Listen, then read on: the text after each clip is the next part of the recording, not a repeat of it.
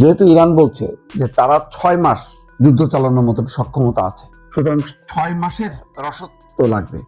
সেই রসদ অবশ্যই ইরান নিজস্বভাবে তৈরি করতে পারবে না, সহযোগিতা লাগবে রাশিয়ার এবং চীনের। চীন হয়তো সেই কাজটি করছে। ইরান আমেরিকা এবং ইসরায়েলের সঙ্গে যে যুদ্ধ করছে, সেই যুদ্ধে ইরানকে সহযোগিতা করছে, ইসরায়েলকে যেমন সহযোগিতা করছে চীন, ইরানকে কে করছে? আপাতত দৃষ্টিতে বড় কোনো শক্তি দেখা যাচ্ছে না, কিন্তু ভেতরে ভেতরে খবর প্রকাশ হয়েছে দুটি। একটি হচ্ছে যে রাশিয়া মধ্যপ্রাচ্যের যে স্পর্শকাতর জায়গাগুলো, আমেরিকার যে ঘাঁটিগুলো আছে, গোয়েন্দা কার্যালয় আছে, সমস্তগুলো একদম ঠিকানা, নিশানা, স্যাটেলাইট চিত্র সবগুলো ইরানের কাছে সরবরাহ করেছে রাশিয়ার গোয়েন্দারা। অন্যদিকে আজকে আরেকটা খবর সেটা প্রকাশ করেছে আনন্দবাজার পত্রিকা, চীনও সহযোগিতা করছে ক্ষেপণাস্ত্র তৈরির কাঁচামাল সরবরাহ করার মধ্য দিয়ে। তার মানে তলে তলে চীন এবং রাশিয়া কিন্তু বসে নেই, এবং যুদ্ধের তীব্রতা যত বাড়বে তত বেশি এই সহযোগিতা বাড়বে। কারণ ইরান পরাজিত হওয়ার মধ্য দিয়ে এক অর্থে চীন এবং রাশিয়ার শক্তিও কিন্তু সংকুচিত হলো।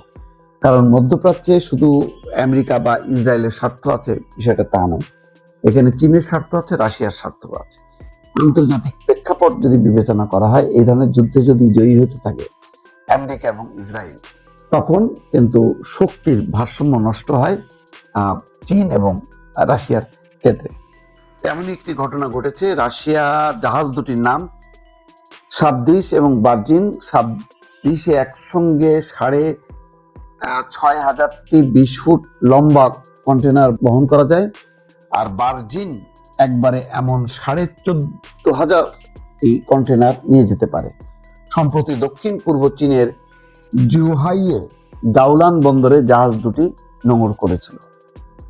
চীন থেকে জলপথে ক্ষেপণাস্ত্র তৈরির কাঁচামাল নিয়ে যাচ্ছে ইরান, এমন একটা প্রশ্ন উপগ্রহ চিত্র এবং অন্য তথ্য বিশ্লেষণ করে ওয়াশিংটন পোস্টের দাবি এমন সম্ভাবনাই বেশি। সম্প্রতি চীনের দক্ষিণ পূর্ব উপকূলে এক বন্দর থেকে রওনা দিয়েছে 2 ইরানি জাহাজ। সেগুলোতে ক্ষেপণাস্ত্রের জ্বালানি তৈরির জন্য প্রয়োজনীয় কাঁচামাল সোডিয়াম পারক্লোরেট থাকার সম্ভাবনাই প্রবল বলে দাবি করছে রিপোর্টটি। এই 2 জাহাজের বিরুদ্ধে আগেই অভিযোগ করেছিল আমেরিকার দাবি, এই 2 জাহাজে করে ব্যালিস্টিক ক্ষেপণাস্ত্র তৈরির প্রয়োজনীয় সামগ্রী তেহরানে নিয়ে যাওয়া হয়। দুটি ইরানের সরকারি সংস্থা Islamic Republic of Iran shipping লাইন্সের এই সংস্থার উপরে আমেরিকা, ব্রিটেন এবং ইউরোপীয় ইউনিয়নের নিষেধাজ্ঞা রয়েছে।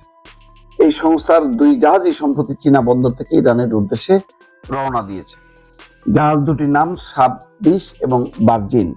সাবদিসে একসঙ্গে বিপুল পরিমাণ কন্টেনার, 20টা কন্টেনার করা যায়।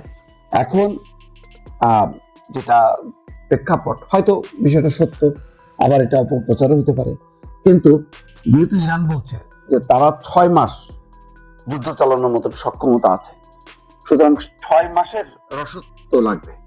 সেই রসদ অবশ্যই ইরান নিজস্বভাবে তৈরি করতে পারবে না, সহযোগিতা লাগবে রাশিয়ার এবং চীনের। চীন হয়তো সেই কাজটি করছে। যদি বিষয়টা এখনো ইসরায়েল বা আমেরিকা আনুষ্ঠানিকভাবে কোনো প্রতিক্রিয়া দেখায়নি, কিন্তু যদি সত্য প্রমাণিত হয় তাহলে এটা নিয়ে নিশ্চয়ই চীনের সঙ্গে একটা সম্পর্ক অবনতি হবার আশঙ্কা আছে ইসরায়েল এবং মার্কিন যুক্তরাষ্ট্র।